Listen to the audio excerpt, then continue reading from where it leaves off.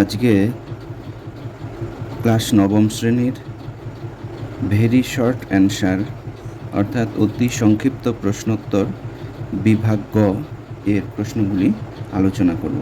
তোমাদের জেনে রাখা ভালো যে এই বিভাগে প্রত্যেক চ্যাপ্টার, একটি চ্যাপ্টার বাদ দিয়ে মোট 12টি চ্যাপ্টার আছে। 12টি চ্যাপ্টারের 11টি চ্যাপ্টার থেকে 2টি করে প্রশ্ন থাকবে। কেবলমাত্র একটি চ্যাপ্টার বা অধ্যায়, সেটি হলো পদার্থ, গঠন ও ধর্ম। এইখান থেকে কেবলমাত্র একটি প্রশ্ন থাকবে। তো চলে আসি প্রথম অধ্যায় বা চ্যাপ্টার, সেটি হলো পরিমাপ। পরিমাপ থেকে 2টি প্রশ্ন থাকবে, 1 নাম্বার = 2 নাম্বার।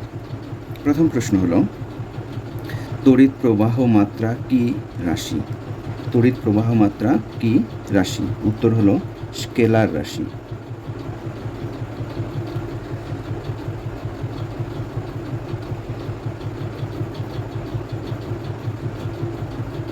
দুই নম্বর প্রশ্ন, 1 নটিক্যাল মাইল কত মিটার?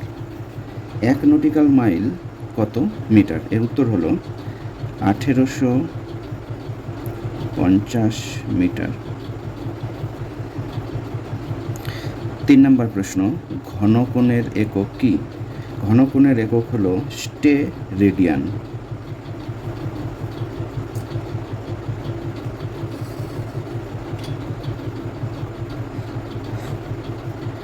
4 নম্বর প্রশ্ন, লিটারের সংজ্ঞায় ড্যাশ কেলভিন উষ্ণতার উল্লেখ থাকে? শূন্যস্থান পূরণ করতে হবে। উত্তর 277 কেলভিন। অ্যাকচুয়ালি যদি সেন্টিগ্রেডে বলা হয় তাহলে 4 ডিগ্রি সেন্টিগ্রেড। সেন্টিগ্রেডকে যদি আমি কেলভিনে কনভার্ট করি, কেলভিনে, তাহলে হবে এরকম 4 + 273। তাহলে কত হচ্ছে? 277। এই হলো অ্যান্সার, অর্থাৎ 277 কেলভিন। 5 নাম্বার, 1 আলোকবর্ষ সমান ড্যাশ কিলোমিটার। শূন্যস্থান পূরণ করতে হবে। 1 আলোকবর্ষ সমান 9.46 × 10⁻12 কিলোমিটার। এই হলো প্রথম অধ্যায়, অর্থাৎ পরিমাপ।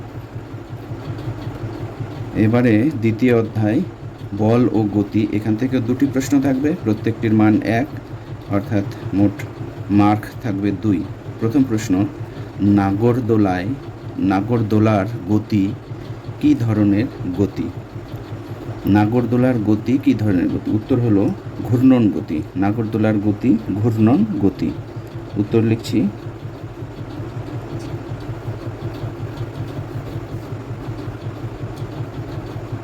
ঘূর্ণন গতি। 2 নম্বর প্রশ্ন হলো গতিশীল কণার সরণ কখন শূন্য হয়?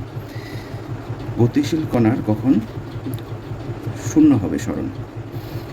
অ্যাকচুয়ালি যে বিন্দু থেকে স্টার্ট করছে সেই বিন্দুতেই এসে যদি থামে তাহলে তখনই সরণ শূন্য হবে। অর্থাৎ উত্তর হবে যে বিন্দু থেকে যাত্রা শুরু করে সেই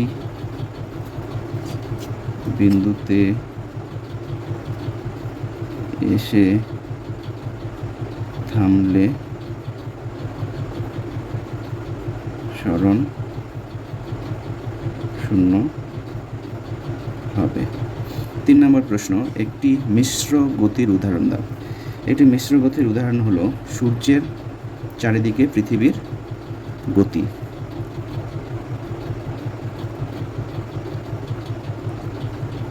সূর্যের চারিদিকে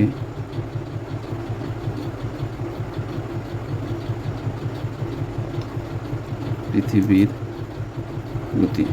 আসলে সূর্য নিজের অক্ষের চারিদিকে ঘোরে, আহ্নিক গতি যেটা, এবং সেই ঘুরতে ঘুরতে আবার সূর্যের চারিদিকে ঘোরে, সেটা হলো বার্ষিক গতি। 2 ধরনের গতি আছে, সেজন্য এটি মিশ্র গতি।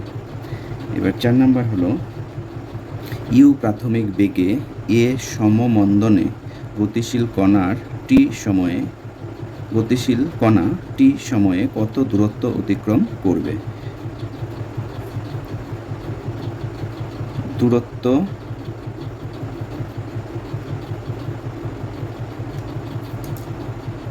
অতিক্রম করবে সমান সমান এস যদি ধরে নেই, তাহলে হবে ইউটি মাইনাস হবে, যেহেতু মন্দন বলেছে সমমন্দন, মাইনাস হাফ এটি স্কোয়ার। এটা যদি সমত্বরণে হতো তাহলে প্লাস হাফ এটি স্কোয়ার হতো। এখানে ইউ প্রাথমিক বেগ, টি সময় বলে দিয়েছে, হাফ এ সমমন্দন, টি তো সময়, অর্থাৎ যে দূরত্ব অতিক্রম করবে সেটি যদি এস হয় তাহলে হবে ইউটি মাইনাস হাফ এটি স্কোয়ার। 5 নম্বর প্রশ্ন হলো দ্রুতি একটি ড্যাশ রাশি, শূন্যস্থান পূরণ করতে হবে, তাহলে উত্তর হবে স্কেলার রাশি।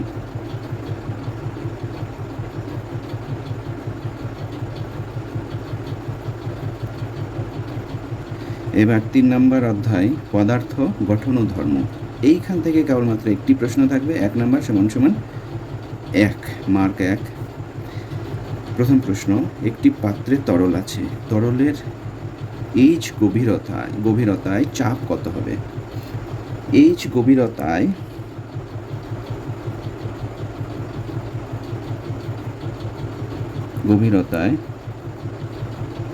তরলের চাপ হবে সমান সমান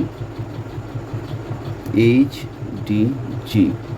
এখানটায় এইচ মানে গভীরতা, তরলের গভীরতা, ডি সমান সমান তরলের ঘনত্ব,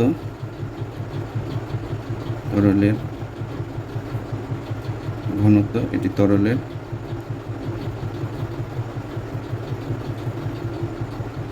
গভীরতা, জি হলো ওই স্থানের অভিকর্ষীয় ত্বরণ।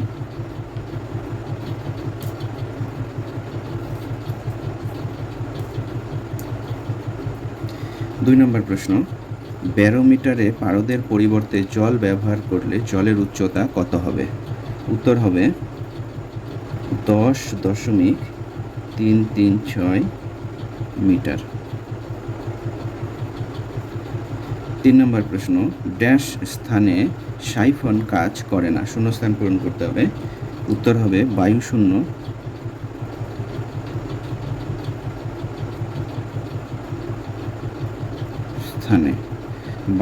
স্থানে সাইফন কাজ করে না।